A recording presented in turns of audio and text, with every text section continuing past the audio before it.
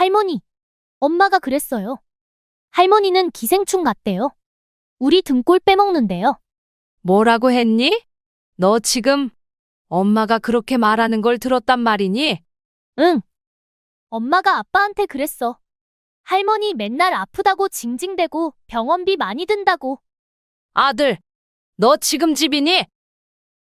나 좀 보자. 애가 그러더라. 네 아내가 날 보고 기생충이래? 등골 빼먹는다고. 그게 사실이냐? 도대체 왜 그런 말을 애 앞에서 하냐? 아니, 그걸 꼭 아이한테 들으셔야겠어요? 솔직히 속으로 다들 그렇게 생각하는 거 아니에요? 너 지금 나한테 대놓고 내가 니들 등골 빼먹는 기생충이라고 말하는 거냐? 엄마, 제발 그만 좀 해. 요즘 우리 얼마나 힘든지 알기나 해? 아파트 대출에, 애 교육비에, 생활비에, 엄마 병원비까지 나 진짜 미칠 것 같다고. 애 학원도 끊을 판인데 엄마 약값 카드 긁히는 거 보면 솔직히 짜증난다고. 좋게 말하면 감정 소모고, 솔직히 말하면 이제 부담이에요. 하루가 멀다 하고 어지럽다, 아프다, 우리도 지친다고요. 그만 좀 해, 제발. 나도 진짜 지긋지긋해. 엄마는 늘 희생했다 그러지만 지금은 그냥 무겁고 버겁다고. 그래. 아주 잘 알았다. 두고 봐라. 그 말 그대로 돌려줄 날이 올 거다. 그래. 이게 너희 진심이구나. 알았다. 아주 잘 알겠어. 참 여러분은 어떻게 보셨나요? 기생충이라는 말 정말 충격적이죠. 물론 자식들 입장에선 경제적인 부담이 걱정으로 이어질 수 있어요. 하지만 그 말이, 그 걱정이 정말 그렇게 표현되어야 했을까요? 아무리 가족이라도, 아니 가족이기 때문에 더 조심해야 할 말이 있습니다. 나를 키워준 부모에게 아무리 상황이 어렵다 해도 등골 빼먹는 기생충이라는 말은 듣는 입장에선 평생 잊지 못할 상처가 될 수도 있죠. 그 순간 할머니는 어떤 마음이었을까요? 그저 짐처럼 여겨졌다는 자책감, 아니면 자식에게 그 정도밖에 안 되는 존재였구나 하는 씁쓸함. 이건 단순한 말싸움이 아니에요. 말 한마디가 사람을 얼마나 무너뜨릴 수 있는지 우리가 다시 생각해 보게 됩니다. 시작하기 전 구독과 좋아요 눌러주세요. 영상을 만드는데 큰 힘이 됩니다. 한때 저는 이 동네에서 꽤 이름난 약사였습니다. 우리 동네에서는 김 약사님 이라 불리며 존경받던 시절이 있었습니다. 약국 문을 열면 사람들이 줄을 서서 기다렸고 제 조언 한마디가 그들에게는 의사의 진단만큼 중요했습니다. 약봉지에 빼곡히 적어주던 복용법, 부작용, 주의사항. 제 손글씨는 그렇게 수많은 사람들의 건강을 지켜왔습니다. 남편 없이 홀로 태준이를 키우는 것은 쉽지 않았습니다. 약국 문 닫고 돌아오면 밤 10시가 넘었지만 그래도 태준이 공부를 봐주고 간식을 챙겨주곤 했습니다. 어떨 때는 약국에서 졸던 태준이를 업고 집에 왔던 기억도 납니다. 그 시절 제 꿈은 단 하나, 태준이가 훌륭한 사람으로 자라는 것이었습니다. 우리 아들 약사 말고 의사가 되라. 그렇게 바라던 대로 태준이는 명문대 의대에 합격했고 지금은 유명 회사의 임원이 되었습니다. 제 인생의 전부를 바쳐 이룬 결과였습니다. 하지만 지금은 오늘도 태준이네 집 초인종을 누릅니다. 손자 민준이가 문을 열어주며 반갑게 웃습니다. 태준이와 지영이는 서둘러 외출 준비를 하고 있었습니다. 어머니, 약 챙겨 드셨어요? 어제도 깜빡하셨다면서요. 태준이의 첫 인사가 약 이야기입니다. 예전에는 어머니 식사하셨어요? 였는데 이제는 약 챙겨 드셨어요? 가 되었습니다. 제가 평생 약사로 살아왔는데 정작 제 아들은 저를 약을 제대로 챙겨 먹지 못하는 노인으로만 봅니다. 먹었어. 걱정 마. 짧게 대답하고 손자에게 시선을 돌립니다. 민준이는 제게 와서 안기며 학교 이야기를 합니다. 이럴 때만큼은 마음이 따뜻해집니다. 태준이 부부가 나가고 저는 민준이와 함께 시간을 보냅니다. 간식을 만들어주고 숙제도 봐줍니다. 문득 화장실에 가려고 일어서는데 어지러움이 밀려옵니다. 벽을 짚고 겨우 균형을 잡았습니다. 요즘 이런 일이 자주 있습니다. 다양한 약을 동시에 복용하는 탓인 것 같은데 태준이에게 말해봤자 옛날 지식이라며 무시할 게 뻔했습니다. 주말마다 손자를 봐주는 일은 제게 유일한 기쁨이었습니다. 태준이네 아파트와 제 집은 불과 100m 거리 같은 단지 내 앞동과 뒷동이었습니다. 가까운 거리 덕분에 손자 민준이를 자주 볼 수 있었고 태준이 가족과도 가까이 지낼 수 있었습니다.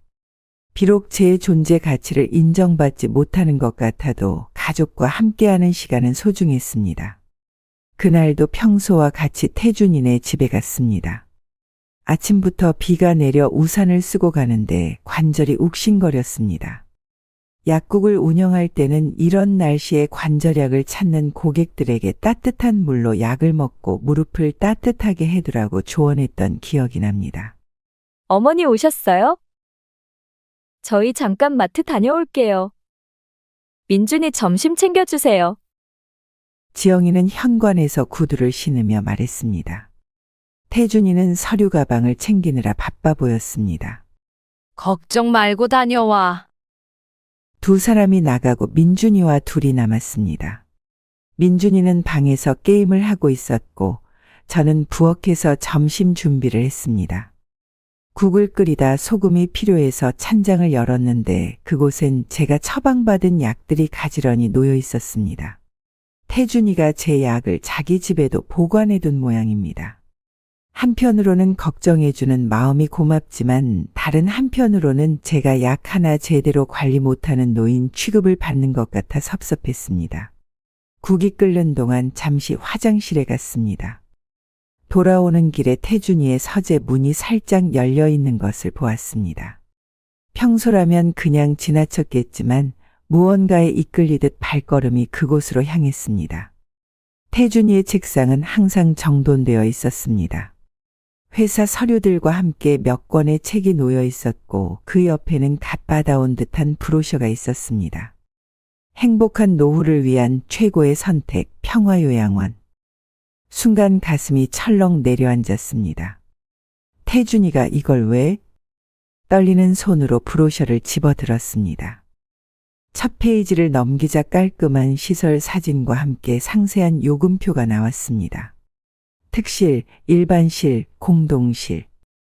각 방마다 가격이 적혀 있었고 특실 옆에는 태준이의 필체로 동그라미가 쳐져 있었습니다. 그 아래에는 작은 글씨로 메모가 적혀 있었습니다. 어머니 연금 플러스 보험금으로 충당 가능. 지영과 상해 필요. 손에서 힘이 빠졌습니다. 브로셔가 바닥에 떨어지는 소리에 깜짝 놀라주어 제자리에 놓았습니다. 다리가 후들거려 잠시 그 자리에 주저앉았습니다. 태준이는 저를 요양원에 보내려고 계획하고 있었습니다. 제가 평생 모은 돈으로 제 의사도 묻지 않고 부엌에서 국이 끓어넘치는 소리가 들렸습니다. 급히 달려가 불을 껐지만 이미 가스레인지 주변은 엉망이 되어 있었습니다. 떨리는 손으로 엎질러진 국물을 닦아내는데 눈물이 함께 떨어졌습니다. 할머니, 왜 울어요? 뒤에서 민준이의 목소리가 들렸습니다. 얼른 눈물을 훔치고 돌아봤습니다. 아니야.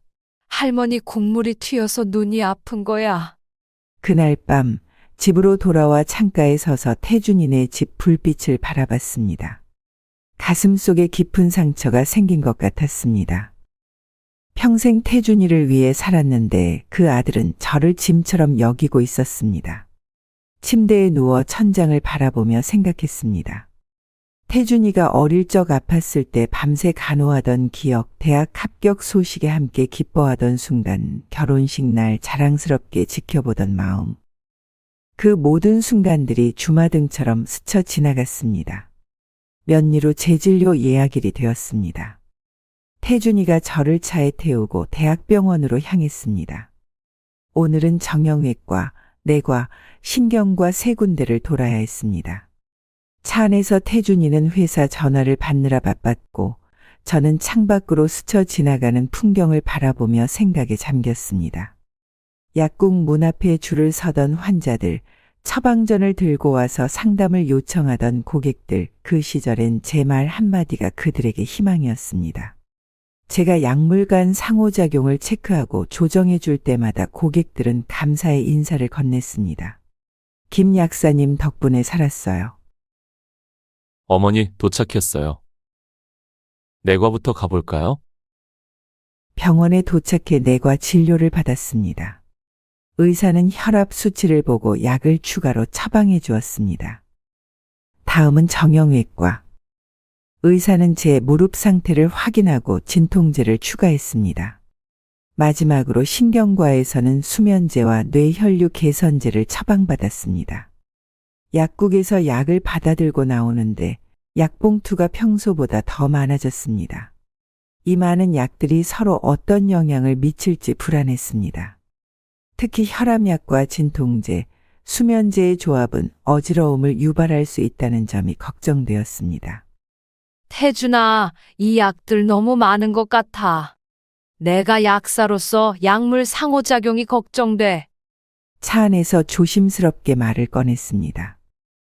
태준이는 핸들을 잡은 채 한숨을 쉬었습니다. 어머니, 의사 선생님들이 다 알고 처방해 주시는 거예요. 옛날 생각에 빠져 있지 마세요. 그 말에 가슴이 아팠습니다. 평생 쌓아온 전문성을 옛날 생각이라고 일축해버리다니요. 태준아, 약물 간 상호작용은 중요한 문제야. 특히 내 나이에는. 말을 끝맺기도 전에 태준이가 말을 잘랐습니다. 어머니, 지금은 의학이 많이 발전했어요. 그냥 처방대로만 드시면 되는 거예요. 일일이 따지지 마시고. 집에 돌아와 약봉투들을 정리하면서 제 마음은 복잡했습니다. 아들의 무시하는 태도도 서운했지만 더 큰 문제는 제 건강이었습니다. 이 많은 약들을 함께 복용하면 어떤 부작용이 생길지 걱정되었습니다.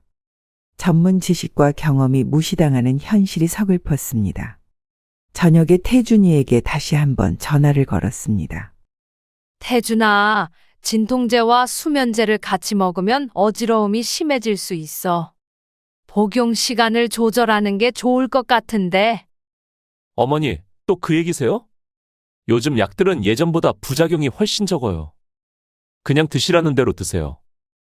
전화가 끊긴 후 제 손에는 약봉투들이 들려 있었습니다.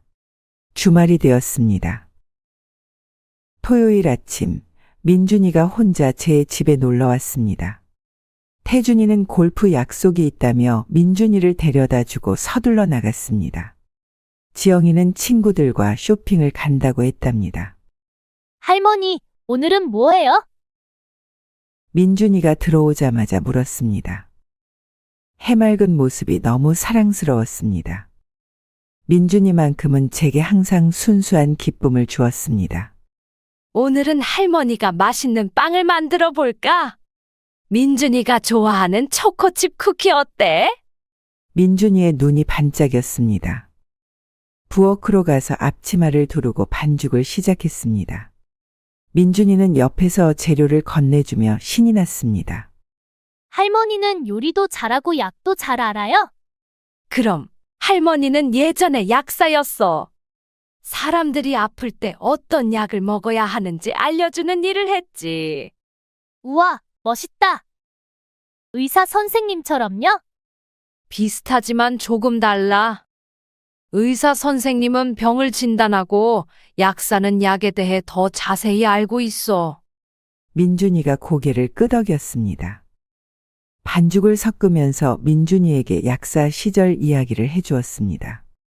어떻게 사람들을 도왔는지, 약의 조합이 왜 중요한지 아이가 이해할 수 있는 단어로 설명했습니다. 쿠키를 오븐에 넣고 타이머를 맞춘 후 거실로 가서 민준이와 게임을 했습니다.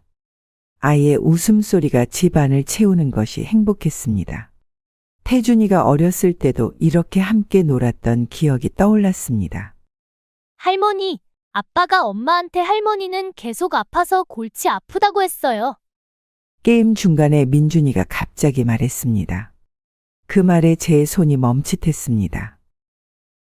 아이는 아무 생각 없이 그저 들은 대로 말한 것뿐인데 그 한마디가 제 가슴을 후벼 팠습니다. 언제 그런 말을 했니? 목소리를 안정시키려 애쓰며 물었습니다. 어제요. 아빠가 전화로 이야기했어요. 어머니는 계속 아파서 약값도 많이 들고 골치 아프다고 했어요.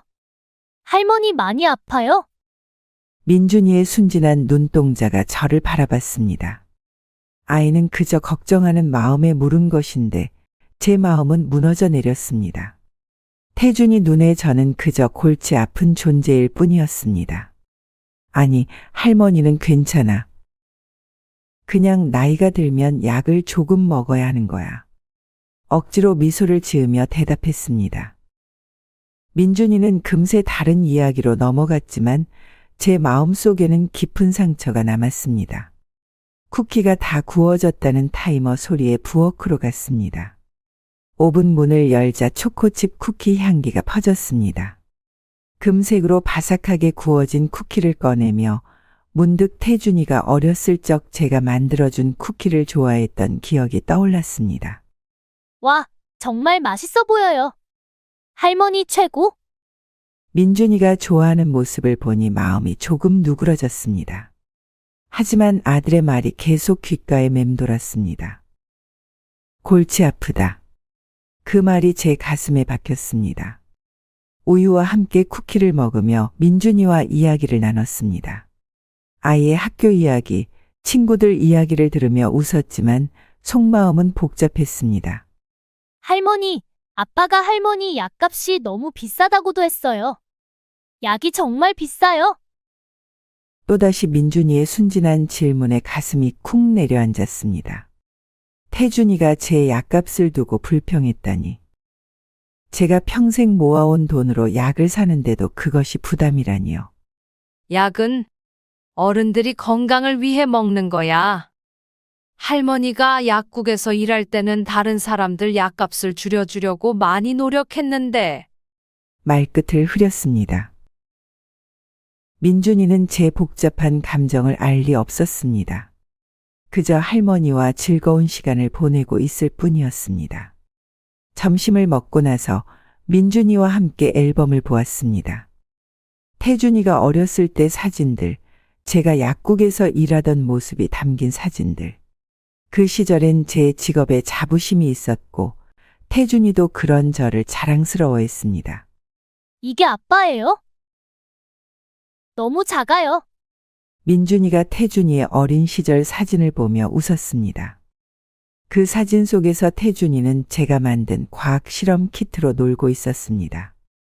그때 태준이는 우리 엄마는 과학자처럼 약에 대해 다 알아. 라고 자랑했었는데 저녁이 되어 태준이가 민준이를 데리러 왔습니다. 민준이는 남은 쿠키를 싸들고 아빠와 함께 돌아갔습니다. 문이 닫히고 홀로 남겨진 집안은 갑자기 너무 조용했습니다. 수요일 아침, 태준이네 집 초인종을 눌렀습니다.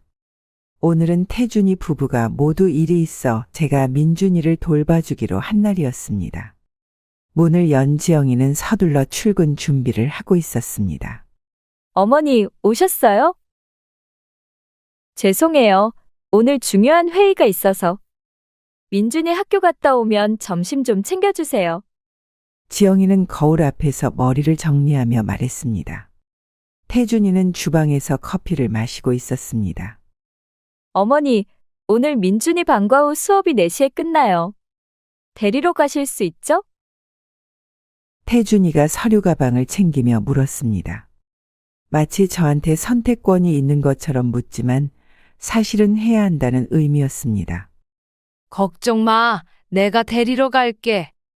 두 사람은 바쁘게 집을 나섰고 저는 홀로 남았습니다. 이제 민준이가 학교에서 돌아올 때까지 몇 시간이 있었습니다. 태준이네 집은 저희 집보다 훨씬 넓고 고급스러웠습니다. 거실 소파에 앉아 잠시 쉬다가 부엌으로 가서 민준이 점심 준비를 시작했습니다. 냉장고를 열어보니 재료들이 가지런히 정리되어 있었습니다. 지영이는 살림을 참 잘하는 며느리감이었습니다. 김치찌개를 끓이고 밑반찬을 준비하며 생각에 잠겼습니다. 약국을 운영할 때는 이렇게 요리할 시간이 많지 않았습니다.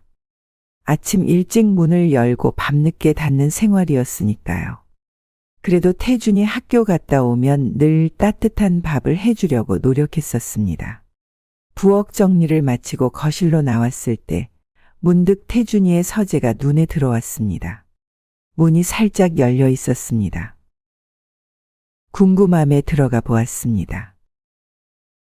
책상 위에는 서류들이 가지런히 정리되어 있었고 벽에는 태준이의 학위증과 상장들이 걸려 있었습니다. 그때 눈에 띈 것은 책상 한쪽에 놓인 가계부였습니다. 넘겨볼 생각은 없었지만 제 이름이 적힌 페이지가 보였습니다. 어머니 병원비라는 항목 아래 금액이 적혀 있었고 옆에는 빨간 동그라미가 쳐져 있었습니다. 마음이 무거워졌습니다. 제가 태준이에게 경제적 부담이 되고 있다는 사실을 직접 목격한 순간이었습니다. 다시 거실로 나와 소파에 앉았습니다. TV를 켰지만 무슨 프로그램이 나오는지도 모르게 멍하니 화면만 바라봤습니다. 2시간 후 민준이를 학교에서 데려왔습니다.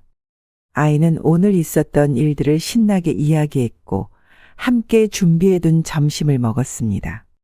할머니, 이거 정말 맛있어요. 엄마가 해주는 것보다 더 맛있어요. 민준이의 말에 웃음이 나왔습니다. 아이의 해맑은 모습에 마음이 조금 가벼워졌습니다.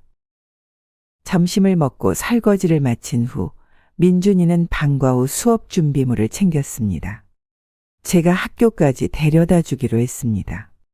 민준이를 학교에 데려다 주고 돌아와 보니 집이 너무 조용했습니다. 소파에 앉아 잠시 눈을 붙이려는데 현관문 소리가 들렸습니다. 태준이와 지영이가 예상보다 일찍 돌아온 것 같았습니다. 두 사람의 목소리가 현관에서 들렸습니다. 오늘 어머니 카드값 왔어. 이번에도 만만치 않네. 태준이의 목소리였습니다. 대답하는 지영이의 목소리도 들렸습니다. 얼마나 나왔어요? 지난달보다 더 많아요? 약간만 해도 40만 원이 넘어. 보험 처리 안 되는 것들이 많아서. 그때 지영이의 목소리가 높아졌습니다. 당신 어머님 약값이 우리 가족 여행비보다 비싸다니까. 민준이 캠프비도 내야 하고 학원비도 오르고. 이러다 여름 휴가는 포기해야 할 것 같아요. 그 말을 듣는 순간 숨이 멎는 것 같았습니다. 눈물이 차올랐지만 필사적으로 참았습니다. 두 사람이 거실로 들어오기 전에 얼른 화장실로 몸을 숨겼습니다. 문을 닫고 거울 속 제 모습을 바라봤습니다. 얼굴이 하얗게 질려 있었습니다. 화장실에서 나와 태준이 부부를 마주쳤습니다. 두 사람은 제가 그들의 대화를 들었다는 사실을 모르는 듯 했습니다. 어머니, 언제 오셨어요? 저희가 일찍 끝나서 왔어요. 태준이가 말했습니다. 마치 아무 일도 없었던 것처럼 평소와 같은 목소리였습니다. 민준이 학교에 데려다 주고 왔어. 방과 후 수업이 4시에 끝난대. 최대한 담담하게 대답했습니다. 제 목소리가 떨리지 않기를 바랐습니다. 아, 네. 제가 데리러 갈게요. 어머니는 이제 들어가세요. 지영이가 말했습니다. 그녀의 눈을 마주치기가 힘들었습니다. 방금 전 약간 얘기를 했던 그 입술로 지금은 아무렇지 않게 말하고 있었으니까요. 그래, 그럼 나 먼저 갈게. 서둘러 인사를 하고 나왔습니다. 집으로 걸어가는 길 다리가 무거웠습니다. 마음은 더 무거웠습니다. 집에 도착해서 약봉투들을 꺼내 보았습니다. 정말 이 많은 약들이 필요한 걸까요? 40만 원이라. 태준이 가족의 여행비라. 일요일 아침 태준이네 가족이 제 집에 왔습니다. 한 달에 한 번은 함께 식사하는 가족 모임이었습니다. 전날부터 준비한 음식들을 차렸습니다. 갈비찜, 잡채, 전 몇 가지와 여러 반찬들. 예전에 태준이가 좋아하던 메뉴였습니다. 와, 할머니가 엄청 많이 준비했네. 민준이가 식탁을 보고 좋아했습니다. 지영이는 부엌에 들어와 도와주려 했지만 이미 다 준비해 놓았습니다. 어머니, 요리 많이 하시면 무릎 안 좋으신데. 저희 그냥 외식해도 됐는데. 지영이가 말했습니다. 친절한 말투였지만 어딘가 부담스러워하는 기색이 느껴졌습니다. 괜찮아. 가끔은 이렇게 같이 먹는 게 좋지. 태준이는 거실에서 신문을 보고 있었습니다. 예전에는 제가 요리하는 동안 주방에 와서 이것저것 맛을 보곤 했는데 이제는 그런 모습을 보기 힘들었습니다. 밥 먹자.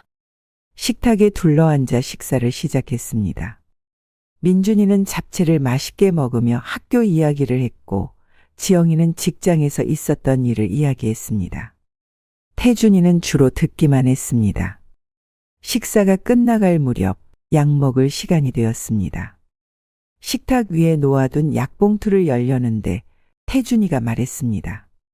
어머니, 약은 밥 다 먹고 나서 드세요. 알고 있어. 식후 약이니까. 약을 꺼내는데 태준이가 또 말했습니다. 그거 지금 안 드셔도 돼요. 나중에 드셔도 상관없어요. 그 말에 고개를 들었습니다. 약사로서 제가 알고 있는 상식과 너무 다른 말이었습니다. 태준아, 이 약은 식후 30분 이내에 먹어야 해. 그냥 언제든 먹으면 안 돼. 어머니, 그냥 언제든 드셔도 돼요. 요즘 약들은 다 개선됐잖아요. 태준이의 말에 잠시 생각해 보았습니다. 약학도 발전하고 있으니 어쩌면 제가 모르는 새로운 지식이 있을지도 모릅니다. 하지만 식후 약의 기본 원리는 변하지 않을 텐데요. 그래도 한번 설명해 보기로 했습니다. 식후 약은 반드시 식사 직후에 먹어야 효과가 있어. 특히 이 소화제와 당뇨약은 음식물과 함께 흡수되어야 하고 고지혈증 약은 식사 후 일정 시간 내에 복용해야 효과가 가장 좋아. 전문적인 설명을 했지만 태준이는 별 관심이 없어 보였습니다. 오히려 지영이가 말을 받았습니다.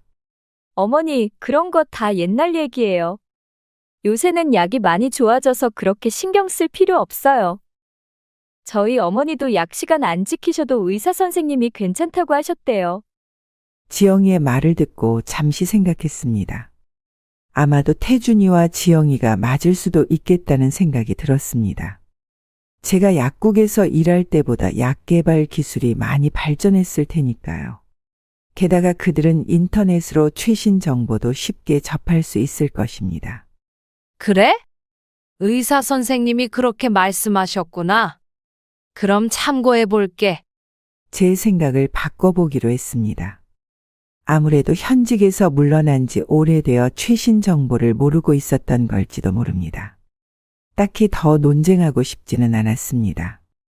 어머니, 괜찮으시면 나중에 드셔도 되고, 지금 드시고 싶으시면 지금 드세요. 편하신 대로 하세요. 태준이의 말에 고개를 끄덕였습니다. 결국 약을 먹기로 했고 식사는 화기애애하게 이어졌습니다. 식사 후 태준이네 가족이 돌아간 뒤 거실에 앉아 생각에 잠겼습니다. 어쩌면 제가 고집을 부리고 있었는지도 모르겠다는 생각이 들었습니다.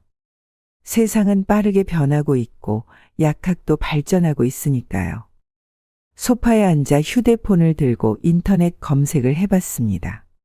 최신 약물 복용법, 식후 약 복용 시간 등을 찾아보았습니다. 검색 결과를 보니 일부 약들은 정말로 복용 시간이 예전보다 유연해진 것 같았습니다. 새로운 코팅 기술이나 서방정 형태로 개발되어 흡수 시간을 조절할 수 있게 된 약들도 있었습니다. 역시 시대가 변했구나. 자식들 말이 맞을 수도 있겠다는 생각에 조금 마음이 누그러졌습니다.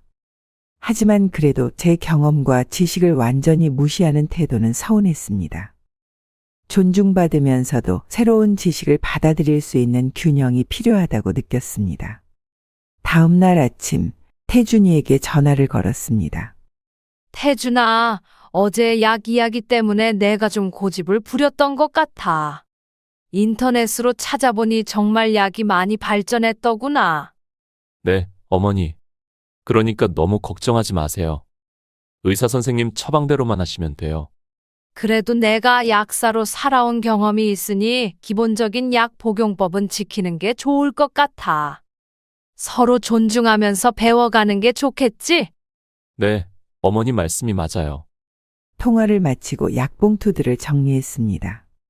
새로운 마음가짐으로 약을 바라보게 되었습니다. 제 경험을 존중하면서도 새로운 지식을 받아들이는 균형이 필요하다는 생각이 들었습니다. 앞으로는 태준이와 지영이의 말도 더 귀 기울여 들어보기로 했습니다.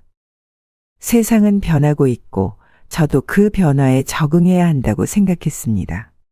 하지만 그렇다고 제 경험과 지식이 완전히 무가치해지는 것은 아니니까요. 다음 주 병원 예약을 앞두고 의사에게 약물 복용에 대해 더 자세히 물어보기로 마음먹었습니다. 그리고 태준이와 지영이에게도 제 생각을 조금씩 이야기해 보면서 서로 이해하는 시간을 가져야겠다고 결심했습니다. 화요일 오후 민준이가 혼자 제 집에 놀러 왔습니다. 태준이는 출장 중이었고 지영이는 급한 회의가 생겨 민준이를 제게 맡긴 것입니다. 방과 후 아이를 학교에서 데려와 간식을 챙겨주었습니다. 할머니, 오늘은 뭐해요? 민준이가 우유를 마시며 물었습니다. 해맑은 얼굴이 너무 사랑스러웠습니다. 민준이가 하고 싶은 거 있어? 레고 블록으로 우주선 만들어요. 아이의 제안에 웃으며 고개를 끄덕였습니다. 거실 바닥에 레고 상자를 펼치고 함께 앉았습니다. 민준이는 능숙하게 블록들을 조립하기 시작했고 저는 옆에서 도와주었습니다. 할머니, 우주선이 완성되면 우주 여행 갈 거예요. 할머니도 같이 가요. 민준이의 상상력이 풍부한 이야기에 웃음이 나왔습니다. 함께 우주 여행을 떠나는 상상을 하며 즐거운 시간을 보냈습니다.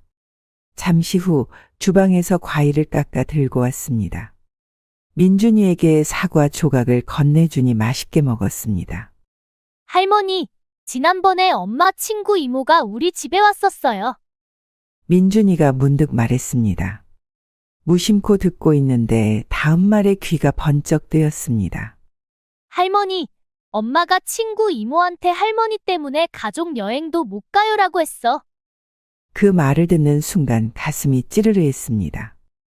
민준이는 아무 생각 없이 들은 대로 말한 것뿐이지만 그 한마디가 뼈아프게 마음에 남았습니다. 그래? 엄마가 왜 그렇게 말했어? 최대한 평범한 목소리로 물었습니다. 민준이는 아무것도 모른 채 레고 블록을 조립하며 대답했습니다. 엄마가 할머니 약값 때문에 제주도 여행 취소했어요라고 했어요. 이모가 그렇게 비싸요?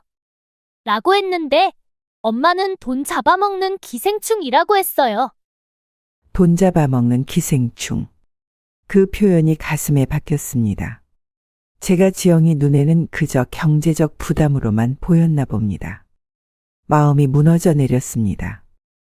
할머니, 이거 어떻게 붙여요? 민준이의 질문에 정신을 차렸습니다. 레고 블록을 도와주며 미소를 지었지만 마음속은 복잡했습니다. 민준이가 놀다 지쳐 소파에서 낮잠을 자는 동안 베란다에 나가 바깥 풍경을 바라봤습니다. 아파트 단지의 나무들이 바람에 흔들리고 있었습니다.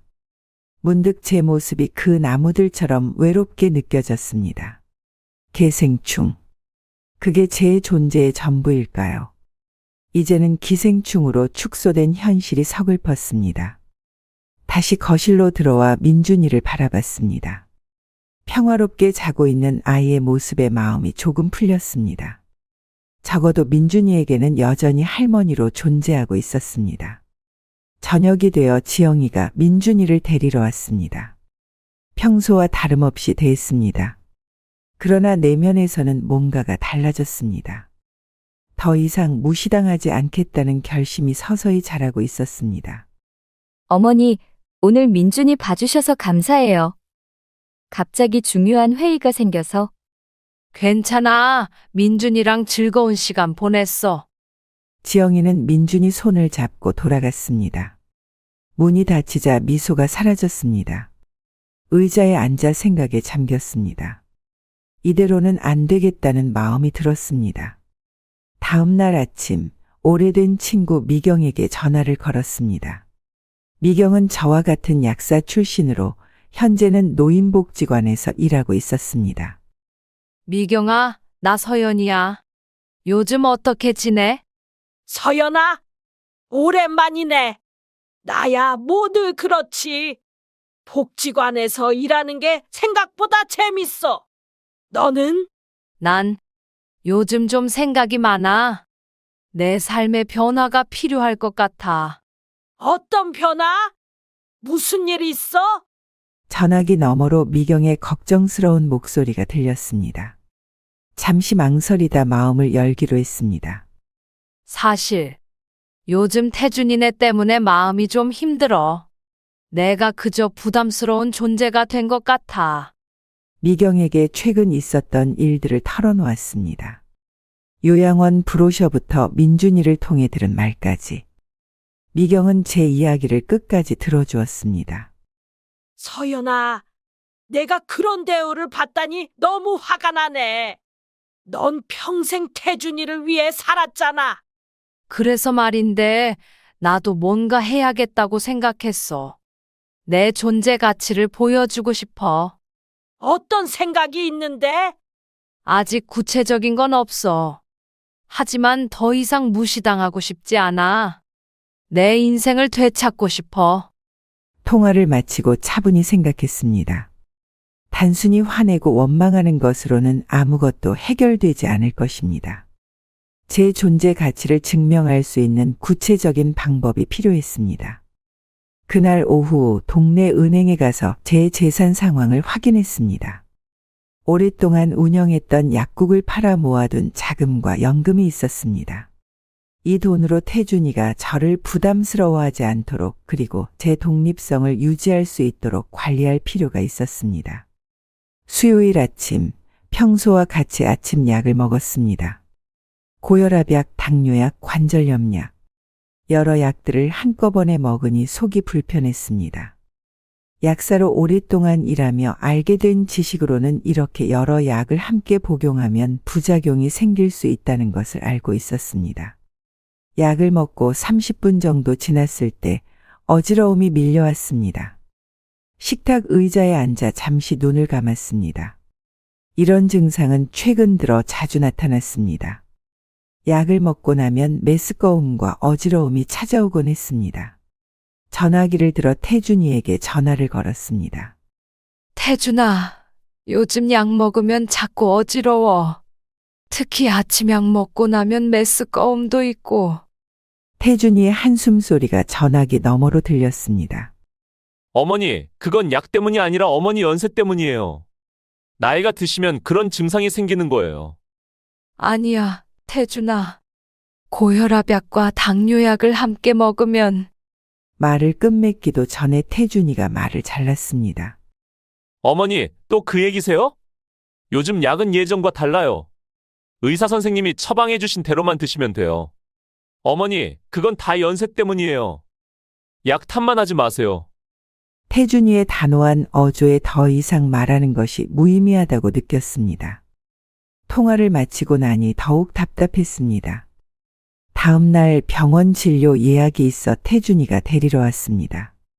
차 안에서 어제 있었던 어지러움에 대해 다시 말해보았습니다. 태준아, 어제 말했던 어지러운 말이야. 내가 약사로 일할 때 이런 증상을 호소하는 환자들이 많았어. 대부분 여러 약을 동시에 복용해서 생기는 부작용이었지. 태준이는 운전대를 꽉 쥐며 참는 듯한 표정을 지었습니다. 어머니, 정말 약 때문이 아니에요. 어머니 연세가 있으시니까 가끔 어지러운 거예요. 저희 장인어른도 가끔 그러시대요. 내 나이 또래 사람들 중에 어지럽지 않은 사람도 많아. 그리고 내 경우는 확실히 약 먹고 나서 증상이 나타나. 어머니, 태준이는 더 이상 말하지 않았습니다. 병원에 도착해서도 의사에게 제 증상을 설명하려 했지만 태준이가 끼어들었습니다. 어머니가 요즘 연세 때문에 가끔 어지럽다고 하세요. 특별한 문제는 없죠? 의사는 간단한 검사 후 큰 문제가 없다고 했습니다. 제가 약물 상호작용에 대해 말하려 했지만 태준이가 먼저 대답했습니다. 어머니가 예전에 약 사셨거든요. 그래서 약에 대해 좀 예민하세요. 집으로 돌아오는 길, 태준이는 다른 이야기를 하며 분위기를 바꾸려 했습니다. 하지만 제 마음은 여전히 무거웠습니다. 토요일 오후 태준이네 집으로 향했습니다. 주말마다 민준이를 봐주는 것이 제 소소한 기쁨이었습니다. 태준이 부부는 동창회에 참석한다고 했습니다. 아파트 단지를 지나 태준이네 집에 도착했습니다. 태준이는 이미 옷을 차려입고 있었고 지영이는 화장대 앞에서 준비 중이었습니다. 어머니, 오셨어요? 민준이는 방에서 놀고 있어요. 저희는 7시쯤 돌아올게요. 태준이가 말했습니다. 민준이 방으로 가보니 레고 블록을 가지고 놀고 있었습니다. 할머니, 와주셨네요. 같이 우주선 만들어요. 민준이의 반가운 목소리에 하루의 피로가 풀리는 듯 했습니다. 함께 레고를 조립하며 즐거운 시간을 보냈습니다. 저녁 즈음 민준이가 배고프다고 했습니다. 태준이네 집은 복층 구조라 주방이 1층에 있었습니다. 민준이에게 잠시 기다리라고 하고 계단을 내려가기 시작했습니다. 오늘따라 어지러움이 심했습니다. 아침에 먹은 약들의 복합 작용이 아직도 남아있는 것 같았습니다. 천천히 계단을 내려가는데 갑자기 발이 미끄러졌습니다. 중심을 잃고 계단 아래로 굴러떨어졌습니다. 다행히 계단 중간에서 멈출 수 있었지만 엉덩이와 허리에 심한 통증이 밀려왔습니다. 할머니, 괜찮아요? 민준이가 계단 위에서 놀란 표정으로 소리쳤습니다. 일어나려 했지만 너무 아팠습니다. 민준아, 엄마 아빠한테 전화해 줄래? 민준이가 달려가 전화를 걸었고 잠시 후 태준이와 지영이가 서둘러 돌아왔습니다. 어머니, 괜찮으세요? 어디 다치셨어요? 태준이가 걱정스러운 표정으로 다가왔습니다. 지영이는 계단 아래서 저를 바라보며 한숨을 쉬었습니다. 어머님, 항상 조심하신다면서요? 그 말투에 가슴이 철렁했습니다. 마치 제가 일부러 넘어진 것처럼 들렸습니다. 약 먹고 어지러워서 발이 미끄러졌어.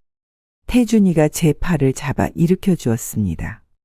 엉덩이와 허리의 통증이 심했지만 다행히 뼈는 부러지지 않은 것 같았습니다.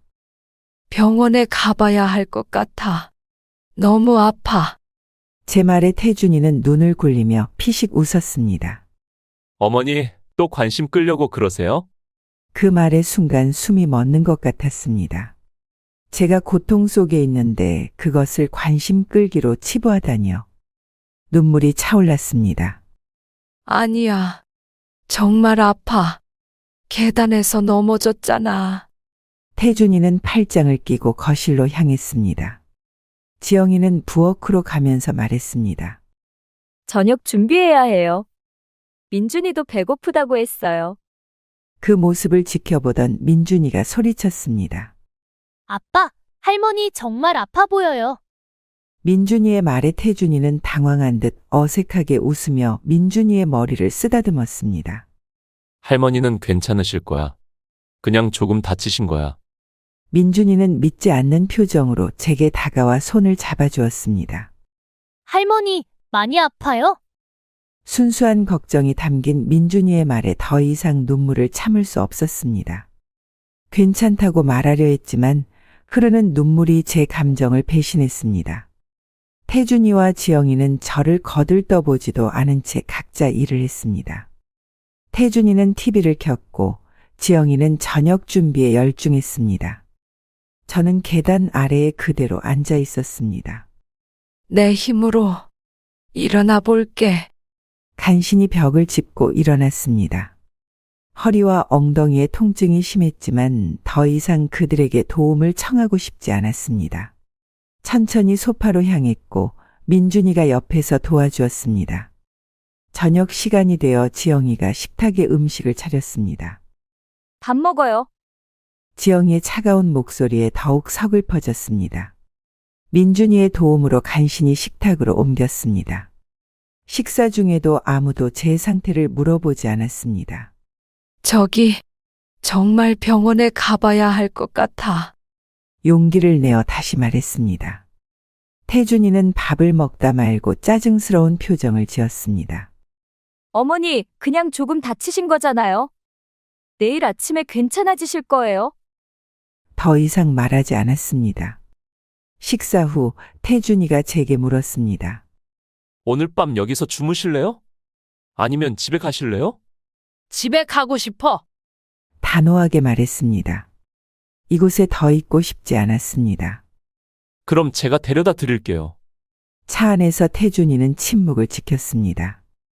제 아파트 앞에 도착해서야 말을 꺼냈습니다. 어머니, 정말 많이 아프세요? 그냥 조금만 쉬시면 괜찮아질 것 같은데. 너는 신경 쓰지 마. 집으로 들어와 혼자 침대에 누웠습니다. 누구에게도 의지할 수 없다는 생각에 눈물이 흘렀습니다. 그동안 태준이가 저를 챙긴다고 생각했는데 그것은 진심이 아니었다는 것을 깨달았습니다. 다음 날 아침 혼자 택시를 타고 병원으로 향했습니다. 엑스레이 결과 미세한 골절이 있다는 진단을 받았습니다. 의사는 조심해야 한다며 약을 처방해 주었습니다. 혼자 오셨나요? 가족분이 없으세요? 의사의 질문에 쓸쓸하게 웃었습니다. 네, 혼자 왔어요. 괜찮습니다. 집으로 돌아와 태준이에게 전화했습니다. 태준아, 병원 다녀왔어. 미세한 골절이 있대. 태준이의 목소리가 갑자기 달라졌습니다. 정말요? 제가 알았더라면 모셔다 드렸을 텐데. 많이 아프세요? 이제 와서 그런 말이 무슨 소용이니? 전화를 끊고 생각했습니다. 그동안 태준이가 저를 챙기는 척했던 것은 모두 겉모습뿐이었습니다. 진정으로 제 건강과 안위를 걱정하지 않았습니다. 저는 그저 의무적으로 챙겨야 할 대상일 뿐이었습니다. 이제는 제 스스로를 지켜야 한다는 생각이 확고해졌습니다. 더 이상 그들에게 의지하지 않고 제 삶을 스스로 책임지기로 결심했습니다. 그리고 무엇보다 제 가치를 증명할 수 있는 방법을 찾아야 했습니다. 이제 시작이야. 작은 목소리로 중얼거리며 앞으로의 계획을 생각하기 시작했습니다. 이것은 단순한 복수가 아닌 제 존재 가치를 되찾기 위한 여정의 시작이었습니다. 월요일 아침, 일찍 일어나 거울을 보니 얼굴에 결의가 서려 있었습니다. 계단에서 넘어진 후 미세골절로 진단받았지만 더 아픈 것은 몸이 아닌 마음이었습니다. 태준이와 지영이가 보여준 냉담한 태도는 제 존재 가치에 대한 깊은 회의를 불러일으켰습니다. 이제는 스스로를 지켜야 할 때야. 옷장에서 오랜만에 정장을 꺼내 입었습니다. 약사였을 때 중요한 미팅이 있을 때마다 입던 네이비색 정장이었습니다. 약간 헐렁해졌지만 그래도 단정해 보였습니다.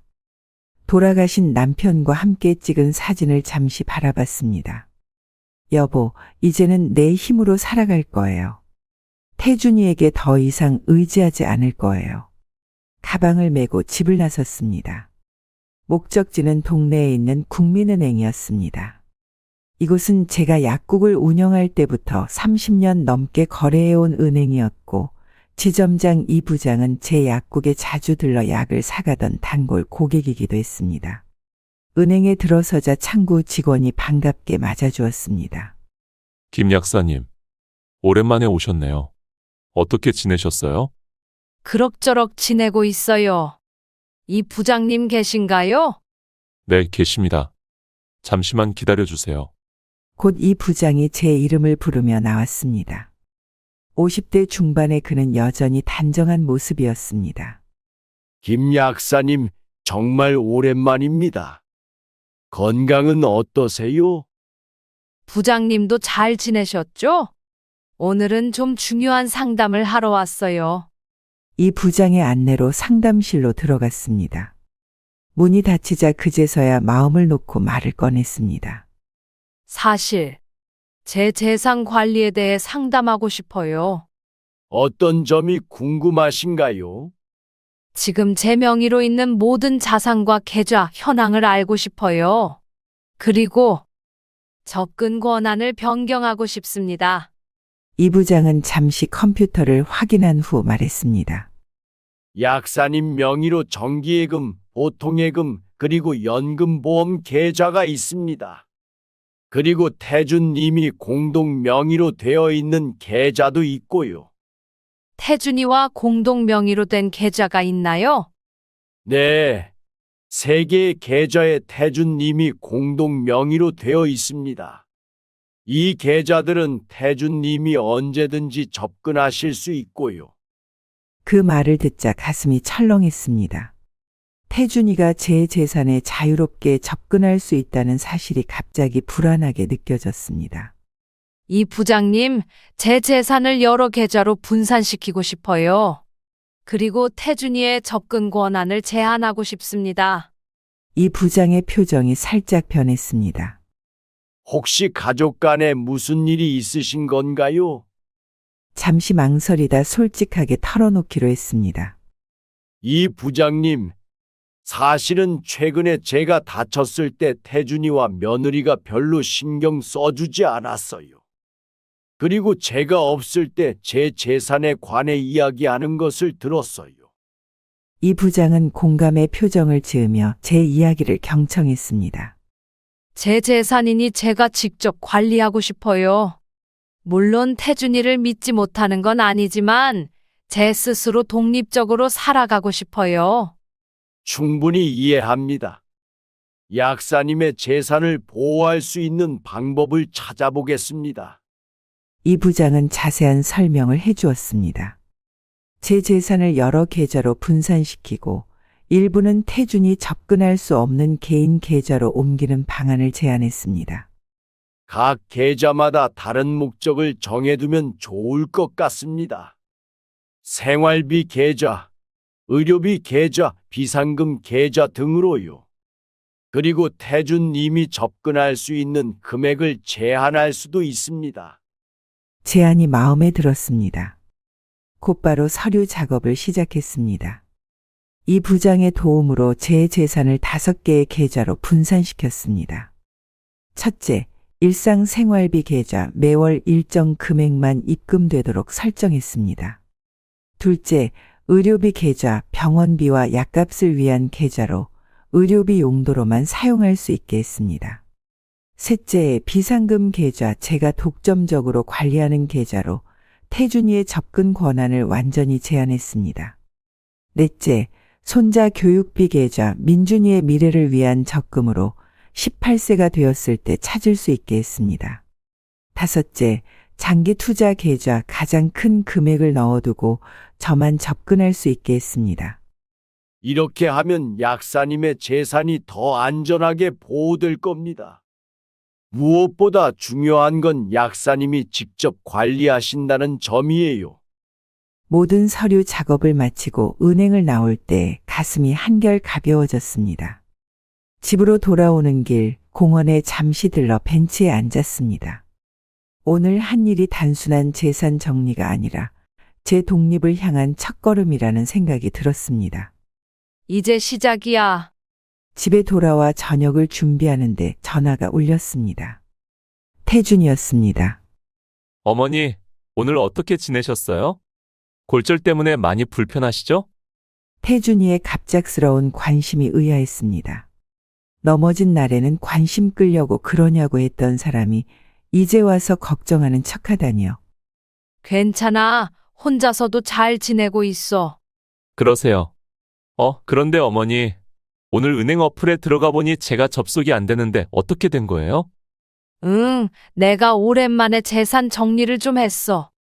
나이도 있고 하니까 체계적으로 관리하고 싶어서. 갑자기 그러시는 이유가 있으세요? 제가 같이 도와드릴 수도 있었는데. 내가 아직 혼자서도 충분히 할 수 있어. 내 재산이니까 내가 관리하는 게 당연하잖아. 태준이의 목소리에 당황스러움이 묻어났습니다. 그럼 기존 계좌들은 어떻게 된 거예요? 일부는 그대로 두고 일부는 새 계좌로 옮겼어. 앞으로는 내가 직접 재산을 관리할 거야. 태준이가 말을 더듬었습니다. 아니, 그게 갑자기 그러시니까 좀 놀랐어요. 어머니 건강도 안 좋으신데. 태준아, 내가 아직 내 돈 관리할 정도로 멀쩡해. 통화를 마치고 나니 마음이 강해진 느낌이었습니다. 오랜만에 제 삶에 대한 통제권을 되찾은 기분이었습니다. 토요일 오후 제 집 초인종이 울렸습니다. 현관문을 열자 태준이가 서류 가방을 들고 서 있었습니다. 주말에 갑자기 찾아온 그의 모습이 낯설었습니다. 어머니, 안녕하세요. 좀 이야기할 게 있어서 왔어요. 태준이를 거실로 안내했습니다. 부엌에서 차를 준비해 가져오니 태준이는 서류 가방을 열고 몇 가지 팸플릿을 꺼내고 있었습니다. 어머니, 어제 병원에 갔다가 의사 선생님과 상담을 했어요. 어머니 상태를 보시더니 적절한 케어가 필요하다고 하시더라고요. 그 말을 듣자 가슴이 조금 무거워졌습니다. 며칠 전 넘어져 다쳤다고 바로 케어가 필요하다니 마치 제가 스스로 생활할 수 없는 사람처럼 여기는 것 같았습니다. 내가 아직 누구의 도움 없이도 충분히 혼자 살 수 있어? 태준이는 제 말은 듣지 않은 듯 테이블 위에 몇 가지 팸플릿을 펼쳤습니다. 그것은 다름 아닌 요양원 브로셔였습니다.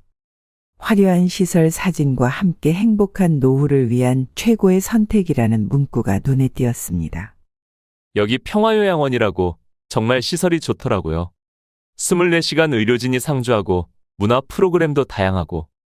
태준이의 말을 들으며 차를 마시던 손이 떨렸습니다. 전에 태준이 서재에서 본 그 브로셔와 같은 것이었습니다. 그때는 그냥 알아보는 중이라고 생각했는데 이제는 직접 제게 가져와 보여주다니. 태준아, 내가 요양원에 가고 싶다고 한 적 있니? 제 차분한 질문에 태준이는 잠시 당황한 듯 했습니다. 아니요. 하지만 어머니 건강을 생각해서 혼자 계시면 위험할 것 같아서요. 그럼 내 의사는 중요하지 않은 거니? 태준이는 말을 더듬었습니다. 아니, 물론 중요하죠. 하지만 어머니가 혼자 사시면서 자꾸 넘어지시고 약도 제대로 못 챙겨 드시고. 내가 언제 약을 제대로 못 챙겨 먹었니? 태준이는 핑계를 대듯 말했습니다. 하여튼 요양원에 계시면 안전하게 관리받으실 수 있어요. 비용 문제는 제가 알아봤는데. 태준이가 계산기를 꺼내려는 순간 제가 손을 들어 그를 멈추게 했습니다. 내 돈으로 요양원에 가라고? 그 돈은 이미 다른 계획이 있어. 태준이의 표정이 굳었습니다. 다른 계획이요? 어떤? 최근에 내 재산 관리를 다시 정리했어. 그때 말하지 않았니? 네, 듣긴 했는데. 이제 내 돈은 내가 직접 관리할 거야. 일부는 민준이 대학 학자금으로 적금 들었고, 일부는 내 노후 생활비로 따로 보관했어. 요양원에 쓸 돈은 없어.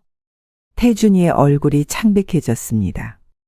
그는 분명 제 재산으로 요양원비를 충당할 계획이었던 것 같았습니다. 어머니, 갑자기 그러시면 곤란해요.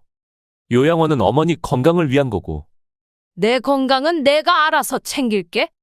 그리고 내 돈을 어떻게 쓸지도 내가 결정할 거야. 태준이는 당황한 기색이 역력했습니다.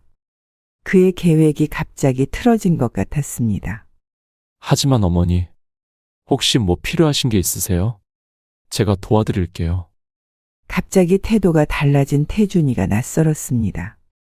전에는 제가 도움을 청할 때도 귀찮아했는데 이제는 적극적으로 도움을 주겠다고 나서는 모습이 의아했습니다. 별로 필요한 건 없어. 내가 잘 살고 있으니까 걱정 말고. 태준이는 한동안 아무 말도 하지 못했습니다. 그러더니 갑자기 다른 이야기를 꺼냈습니다. 어머니, 실은 우리 집 대출이 좀 있어서요. 며느리가 가게를 시작하려고 하는데 자금이 좀 필요하거든요. 그제서야 태준이의 갑작스러운 방문 이유가 명확해졌습니다. 요양원 브로셔를 핑계로 제 재산에 접근하려 했던 것입니다. 태준아, 솔직히 말해봐. 내 재산으로 너희 대출금을 갚으려고 했던 거니? 태준이는 말을 더듬었습니다. 아니, 그게 어머니가 요양원에 가시면 어머니 집도 비니까 그걸 활용해서 말을 끝맺지 못하고 태준이는 고개를 숙였습니다.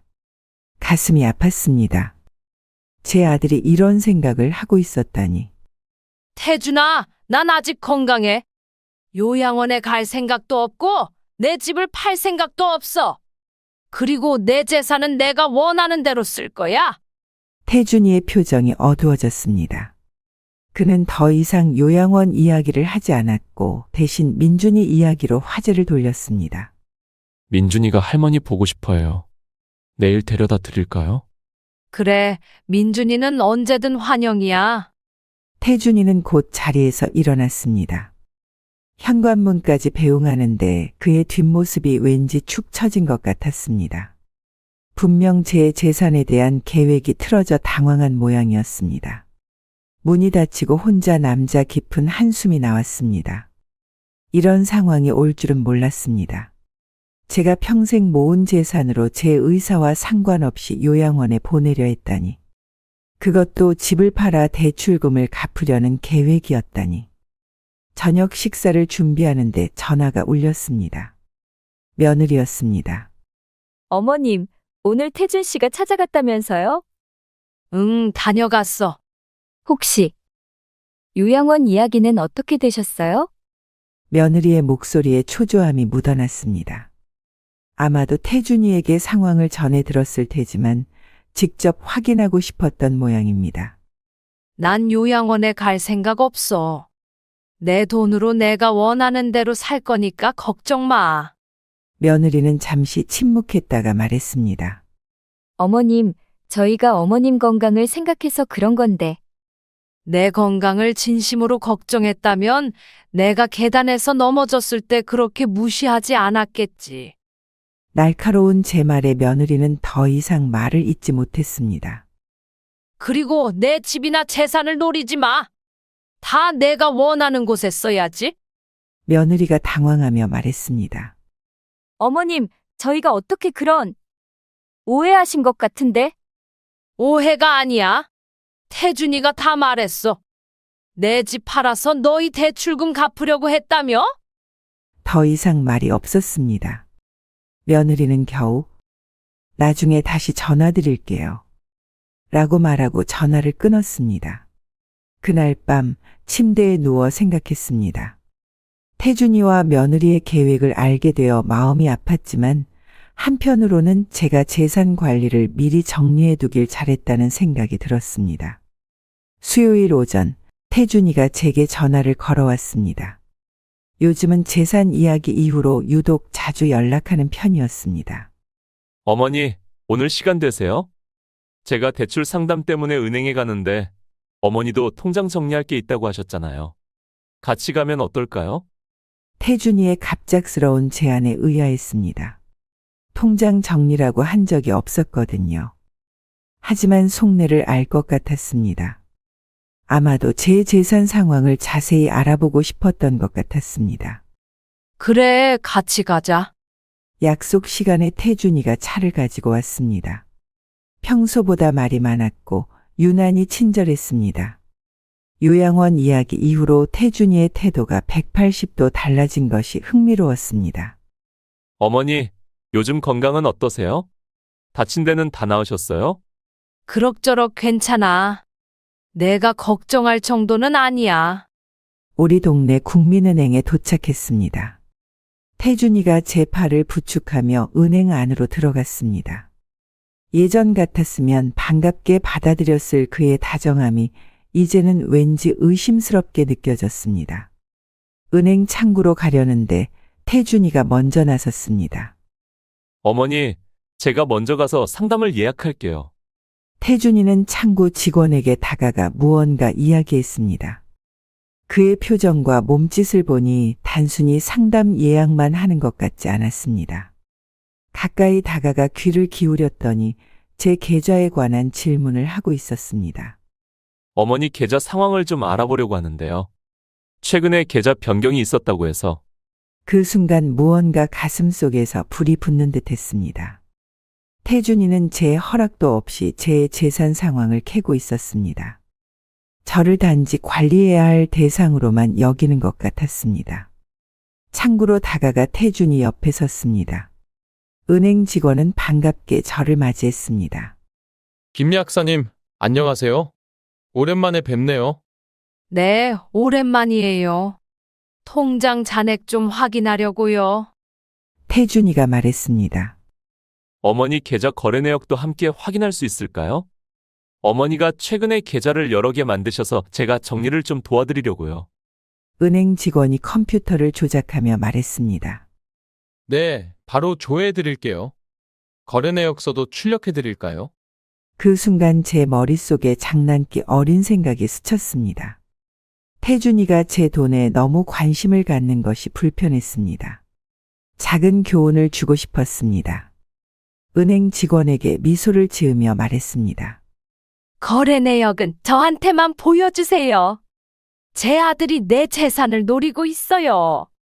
모든 거래 내역은 보여주지 마세요. 태준이의 표정이 순식간에 굳어졌습니다. 은행 직원은 당황한 듯 저와 태준이를 번갈아 쳐다봤습니다. 어머니, 무슨 말씀을 그렇게 하세요? 태준이의 목소리에 당혹감이 역력했습니다. 그의 얼굴이 붉게 변했습니다. 은행 직원은 어색한 웃음을 지었습니다. 농담이에요? 농담. 하지만 내 계좌는 내가 직접 관리할 거니까 걱정하지 마. 은행 직원은 어색한 상황을 모면하려는 듯 서둘러 말했습니다. 김 약사님, 여기 잔액 확인서 나왔습니다. 다른 필요하신 거 있으세요? 태준이는 여전히 당혹스러운 표정이었습니다. 주변 사람들의 시선이 우리에게 쏠리자 더욱 불편해 보였습니다. 어머니, 저는 그냥 어머니 재산 관리를 도와드리려는 것뿐이에요. 알아, 태준아. 하지만 내 돈은 내가 직접 관리할 수 있어. 앞으로는 내 허락 없이 내 계좌에 관해 묻지 말아줘. 태준이는 더 이상 말을 잇지 못했습니다.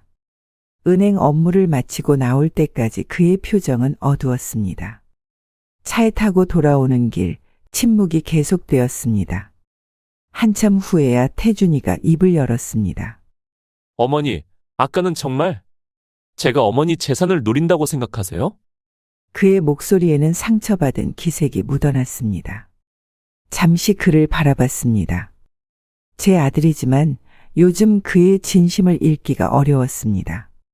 태준아, 솔직히 말해봐. 내가 은행에서 계좌를 정리한 후로 내가 갑자기 나한테 더 관심을 갖게 된 것 같은데 이유가 뭐니? 태준이는 운전대를 꽉 쥐며 말했습니다. 어머니가 갑자기 그런 행동을 하시니까 걱정됐어요. 혹시 누가 어머니를 이용하려는 건 아닌지. 내가 누구한테 이용당할 만큼 판단력이 흐려 보이니? 태준이는 대답하지 못했습니다. 집 앞에 도착해서야 그가 다시 말을 꺼냈습니다. 어머니, 제가 요양원 이야기로 섭섭하게 해드렸다면 사과드려요. 하지만 저는 진심으로 어머니를 걱정하는 마음뿐이에요. 그의 말이 진심인지 아닌지 판단하기 어려웠습니다. 하지만 오늘 은행에서의 작은 사건이 태준이에게 경각심을 일으켰다면 그것으로 충분했습니다. 알았어. 하지만 앞으로는 내 의사를 먼저 물어봐줬으면 해. 내가 아직 정신이 온전하니까. 차에서 내리며 태준이에게 웃어주었습니다. 비록 작은 복수였지만 이제 태준이는 제 재산에 함부로 손을 대지 못할 것입니다. 집에 들어와 거실 소파에 앉았습니다. 오늘 있었던 일을 곰곰이 생각해 보니 웃음이 났습니다. 은행에서 태준이의 당혹스러운 표정이 떠올랐습니다. 아마도 처음으로 저를 관리해야 할 대상이 아닌 독립적인 한 사람으로 보기 시작했을 것입니다. 저녁에 며느리에게서 전화가 왔습니다. 어머님, 오늘 태준 씨랑 은행에 다녀오셨다면서요? 며느리의 목소리에서 불안감이 느껴졌습니다. 아마도 태준이가 오늘 있었던 일을 말했나 봅니다.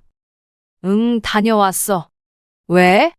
아니, 태준 씨가 좀 속상해 하더라고요. 어머님이 오해하시는 것 같아서. 오해가 아니라 사실이잖아. 너희가 내 재산에 관심이 많은 것 같은데 앞으로는 직접 물어봐. 내가 도울 수 있는 건 돕고 싶으니까. 며느리는 말을 더듬었습니다. 저희가 어떻게? 그런 건 아니고. 괜찮아. 나도 내 아들, 며느리가 어려울 때 돕고 싶어. 하지만 그건 내 결정이어야 해. 다음 날 아침, 문득 복지관에서 일하는 친구 미경이가 생각났습니다. 그녀가 제게 약사 경력을 살릴 수 있는 봉사활동을 제안했었습니다. 이제 그 제안을 받아들일 때가 온 것 같았습니다. 태준이와 며느리에게 제 가치를 증명하는 일, 그것은 제 삶만이 아닌 제 전문성으로도 가능할 테니까요. 전화기를 들고 미경이의 번호를 눌렀습니다. 이제 본격적으로 제 인생의 새로운 장을 열어갈 시간이었습니다. 그리고 이 변화가 태준이 가족에게 어떤 영향을 미칠지 그것은 앞으로 지켜봐야 할 일이었습니다. 일요일 아침, 평소보다 일찍 일어나 단정하게 차려입었습니다. 오래된 서랍장에서 약사 면허증과 관련 서류들을 꺼내 가방에 넣었습니다. 거울 앞에서 머리를 정돈하며 스스로에게 미소를 지었습니다. 오랜만에 느껴보는 설렘이었습니다. 복지관 친구 미경이와의 통화 이후 제 인생의 작은 변화가 시작되었습니다. 미경이는 복지관에서 노인들을 위한 약물 관리 교실을 열자고 제안했고 저는 기꺼이 받아들였습니다. 하지만 태준이에게는 이 사실을 알리지 않기로 했습니다. 제 능력으로 무언가를 시작하고 그 결과를 보여주고 싶었습니다. 아파트 단지를 나서며 깊은 숨을 들이마셨습니다. 가을 공기가 상쾌했습니다. 단지 내 경로당으로 향하는 길, 마음이 가벼웠습니다. 40년 가까이 약사로 일했던 제 경험이 다시 빛을 발할 수 있다는 생각에 가슴이 뛰었습니다. 경로당에 도착하자 미경이가 반갑게 맞아주었습니다. 서연아, 드디어 왔구나. 다들 너 올 거라고 하니까 기대하고 있었어. 미경이의 안내로 경로당 큰 방으로 들어갔습니다. 20명 가까운 어르신들이 앉아 계셨습니다. 대부분 제 또래이거나 조금 더 연세가 있으신 분들이었습니다. 여러분, 오늘 특별한 분을 모셨습니다. 김서연 선생님은 40년 가까이 약사로 일하셨고 오늘부터 우리 경로당에서 약물 관리 상담을 해주실 겁니다. 미경이의 소개에 어르신들의 박수가 이어졌습니다. 낯설면서도 익숙한 상황이었습니다. 예전에 약국에서 상담할 때의 기억이 떠올랐습니다. 안녕하세요. 김서연입니다. 오랫동안 약사로 일했고 이제 은퇴했지만 제 지식이 여러분께 도움이 될 수 있다면 기쁠 것 같습니다. 간단한 인사를 마치고 준비해온 자료를 나눠드렸습니다. 노인들이 흔히 복용하는 약물의 종류와 주의사항, 약물 간 상호작용 등을 쉽게 정리한 내용이었습니다. 오늘은 먼저 여러분이 드시는 약에 대해 이야기해 볼까요? 여러 병원에서 처방받은 약을 함께 드시는 분들이 많으실 텐데 이런 경우 주의해야 할 점이 있습니다. 1시간 동안 약물 복용에 관한 기본 강의를 했습니다. 그리고 나서 개인 상담 시간을 가졌습니다. 어르신들이 한 분씩 약봉투를 들고 와서 질문했습니다. 김 약사님, 이 약이랑 저 약을 같이 먹어도 될까요? 이 약을 먹으면 어지러운데 어떻게 해야 할까요? 여러 병원에서 비슷한 약을 받은 것 같은데 중복 복용이 걱정돼요. 하나하나 답변하면서 오랜만에 약사로서의 자부심을 느꼈습니다. 제 설명에 귀 기울이는 어르신들의 표정에서 신뢰를 읽을 수 있었습니다. 특히 인상 깊었던 건 박 할머니의 사례였습니다. 그분은 5가지 다른 약을 복용하고 있었는데 2가지 약이 비슷한 성분이라 중복 복용의 위험이 있었습니다. 박 할머니, 이 2약은 비슷한 성분이에요. 2 병원에서 같은 증상에 대해 다른 약을 처방받으신 것 같네요. 주치의와 상담하셔서 하나로 조정하시는 게 좋겠어요. 정말요? 그래서 요즘 더 어지러웠나 봐요. 약사님 덕분에 알게 됐네요. 박 할머니는 감사의 인사를 전하며 제 손을 꼭 잡았습니다. 그 순간 가슴이 따뜻해졌습니다. 오랜만에 느껴보는 보람이었습니다. 상담이 끝나고 미경이가 다가왔습니다. 서연아, 정말 대단해. 다들 너무 좋아하시는 것 같아. 매주 이렇게 해주면 어떨까? 그래, 기꺼이 할게.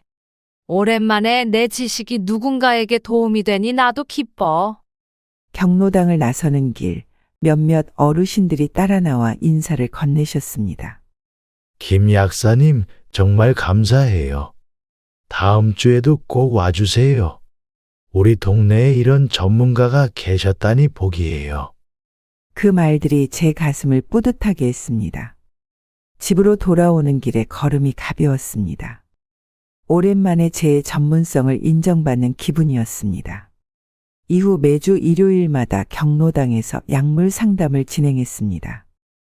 참여하는 어르신들의 수가 점점 늘어났고 소문을 듣고 다른 단지에서 오시는 분들도 생겼습니다. 상담 내용도 점차 확대되어 건강관리, 영양제 복용법, 처방전 읽는 방법 등으로 다양해졌습니다. 한 달 정도 지났을 때 미경이가 제안했습니다. 서연아, 이제 단지 경로당뿐만 아니라 구립복지관에서도 강의를 해보면 어떨까?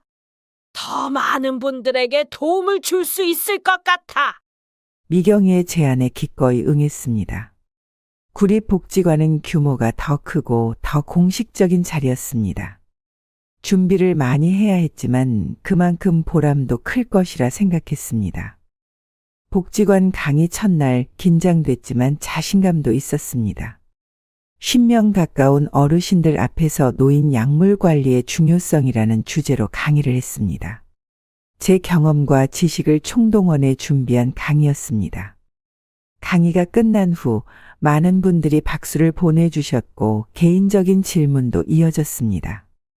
특히 인상적이었던 건 한 할아버지의 말씀이었습니다. 김 약사님, 오늘 강의 덕분에 제가 왜 자꾸 어지러웠는지 알게 됐어요. 약 먹는 순서가 중요한 줄 몰랐거든요. 정말 감사합니다. 그날 저녁 집에 돌아와 일기를 썼습니다. 오늘은 정말 보람찬 하루였다. 내 지식이 누군가에게 도움이 된다는 것, 이보다 더 행복한 일이 있을까? 이제 다시 시작이다. 약사로서, 한 사람으로서. 활동을 시작한 지 2달쯤 되었을 때 놀라운 일이 있었습니다. 복지관에서 강의를 마치고 나오는데 낯익은 얼굴이 보였습니다. 바로 지영이의 어머니였습니다. 어머, 김 약사님. 여기서 뵐 줄은 몰랐어요. 당황스러웠지만 침착하게 인사를 나눴습니다. 안녕하세요. 어머니도 이 복지관을 이용하시나요? 네, 가끔 와요. 오늘 우연히 김 약사님 강의가 있다고 해서 들었어요. 정말 훌륭하셨어요. 며느리랑 아들은 알고 있어요? 아니요, 아직 말하지 않았어요. 조용히 시작한 일이라. 아이고, 이렇게 좋은 일을 하고 계신데 왜 말씀 안 하셨어요? 제가 꼭 며느리에게 말해줄게요. 마음이 조금 불편했지만 어차피 언젠가는 알려질 일이었습니다. 오히려 이렇게 자연스럽게 알려지는 게 나을지도 모른다는 생각이 들었습니다. 예상대로 그날 저녁 태준이에게서 전화가 왔습니다. 어머니, 복지관에서 강의하신다면서요? 왜 말씀 안 하셨어요? 태준이의 목소리에는 놀라움과 함께 의아함이 묻어났습니다. 굳이 말할 필요를 못 느꼈어. 내가 하고 싶어서 하는 일이니까. 하지만 어머니, 건강도 안 좋으신데 그런 일을 하시면 어떡해요? 내 건강은 내가 알아서 챙길게. 그리고 이 일이 오히려 나한테 활력소가 돼. 내 전문성을 살릴 수 있어서 좋아. 태준이는 더 이상 말을 잇지 못했습니다. 아마도 제가 독립적으로 이런 활동을 시작했다는 사실이 놀라웠던 모양입니다. 그래요. 어머니가 좋으시다면 좋은 일이죠. 혹시 도움이 필요하시면 말씀하세요. 다음 주 복지관 강의에는 놀랍게도 태준이가 찾아왔습니다. 강의실 맨 뒷자리에 조용히 앉아 제 강의를 듣고 있었습니다. 처음에는 당황스러웠지만 곧 평소처럼 강의를 이어갔습니다. 강의가 끝나고 참석자들이 모두 떠난 후 태준이가 다가왔습니다. 어머니, 정말 훌륭하셨어요. 이렇게 전문적인 내용을 쉽게 설명해 주시니 다들 좋아하시더라고요. 태준이의 눈에는 처음 보는 존경의 빛이 어려 있었습니다. 오랜만에 느껴보는 아들의 인정이었습니다. 고마워, 태준아. 내가 평생 약사로 살아온 사람이니까 이 정도는 할 수 있지. 집으로 돌아가는 길, 태준이가 차에서 말했습니다. 어머니, 제가 그동안 어머니를 너무 약하게만 봤던 것 같아요. 오늘 강의하시는 모습을 보니 정말 대단하시다는 생각이 들었어요. 그 말을 듣는 순간 가슴이 따뜻해졌습니다. 드디어 태준이가 저를 약만 먹는 할머니가 아닌 전문성을 가진 한 사람으로 바라보기 시작한 것 같았습니다. 사람은 나이가 들어도 가치가 줄어드는 게 아니야. 다만 그 가치를 어떻게 표현하느냐가 달라질 뿐이지. 태준이는 고개를 끄덕였습니다. 잠시 침묵이 흐르다가 제가 조심스럽게 물었습니다. 태준아, 여기서 물어보는 게 적절할지 모르겠지만 혹시 며느리가 나보고 기생충이라고 한 건 알고 있니?